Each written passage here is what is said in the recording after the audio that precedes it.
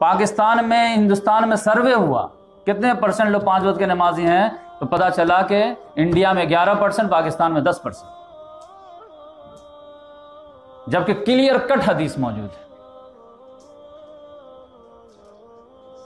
کہ من ترک الصلاۃ متعمدا فقد کفر، جس نے جان بوجھ کر کے نماز چھوڑ دی اس نے کفر کر دیا، اللہ کا انکار کر دیا۔ اب باقی کیا بچا؟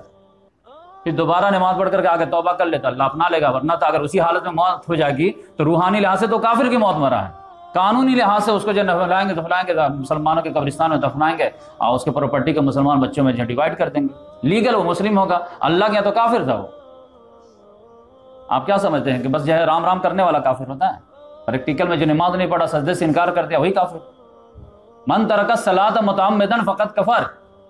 ٹھیک ہے آپ فجر میں جو ہے سوئے ہوئے تھے، نیند نہیں کھلی، چھوٹ گئے، وہ الگ بات ہے، لیکن ڈھٹائی کے ساتھ دودھ بیچنے کے لیے آنکھ کھل جاتی ہے، آپ پتہ چلا جو ہے نماز پڑھنے کے لیے آنکھ نہیں کھلتی ہے۔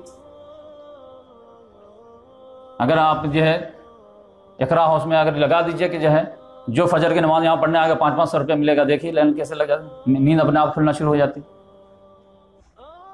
تو اس لحاظ سے جو ہے یہ سورہ مدثر میں آپ پڑھ کے دیکھیے، جہنمی جب جہنم میں جائیں گے، چیخیں گے، پکاریں گے تو ایک ہی جواب ہوگا، فرشتے کہیں گے کہ ما سلککم فی سقر، تم لوگوں کو جہنم میں کس نے گرایا، کون سا برا عمل تھا جو تم ہاتھوں گرایا؟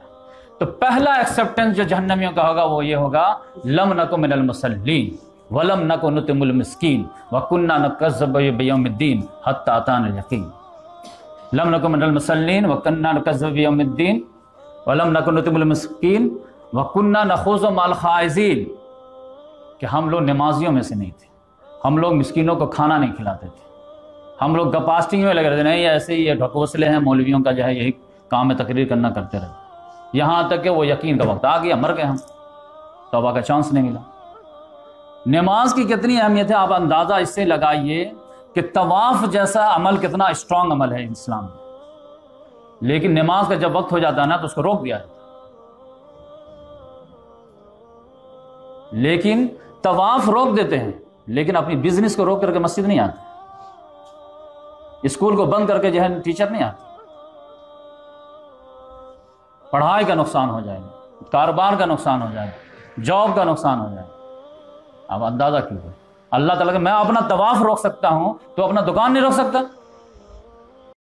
دین کی بات پھیلانا صدقہ جاریہ ہے، ثواب کی نیت سے ویڈیو کو شیئر ضرور کیجیے۔ جزاک اللہ۔